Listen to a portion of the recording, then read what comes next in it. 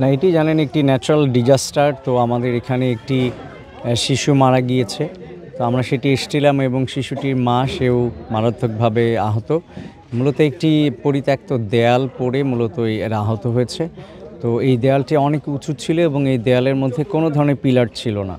তো আমরা এখানে যারা অভিভাবক রয়েছেন, আমরা ইউনিয়ন পরিষদ থেকে ব্যবস্থা নিচ্ছি, এখন থেকে কোনো ধরনের উঁচু অনিয়ন্ত্রিত কোনো দেয়াল আমরা রাখবো না। একই সাথে আমাদের ইঞ্জিনিয়ারিংয়ের পার্সপেক্টিভ থেকে দেয়ালের মধ্যে পিলার থাকার কথা কিংবা লিন্টন থাকার কথা, এগুলো না থাকলে আমরা সেগুলো ভেঙে দিব।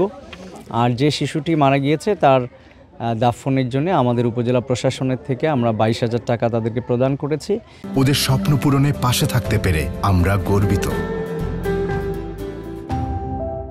এবং যিনি ঢাকা মেডিকেল কলেজে চিকিৎসাধীন রয়েছেন এবং আরেকজন মহিলা উনি ঢাকার পঙ্গুতে চিকিৎসাধীন অবস্থায় রয়েছেন, তাদেরও আর্থিক সাহায্যের জন্য আমরা ব্যবস্থা নিচ্ছি।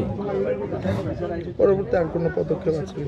সেটি তো অবশ্যই থাকবে। এটি হচ্ছে যেহেতু ভূমিকম্প এই প্রথম অনেক বেশি বাংলাদেশকে নাড়িয়ে গেল, তো আমার ধারণা এখন আমরা লোকাল অ্যাডমিনিস্ট্রেশন থেকে শুরু করে আমাদের দেশের সেন্ট্রাল অ্যাডমিনিস্ট্রেশন নতুন করে ভাববে যে আমরা আমাদের যে স্থাপনা রয়েছে সেগুলোকে আরও বেশি কিভাবে আমরা নিরাপদ করতে পারি সেই বিষয়ে আমরা কাজ করব।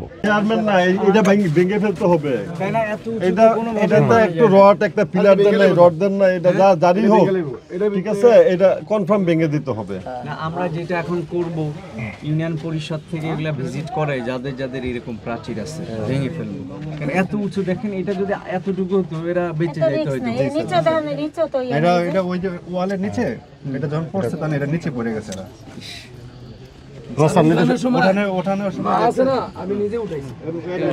আমি নিজে এখানে চিকু দিয়া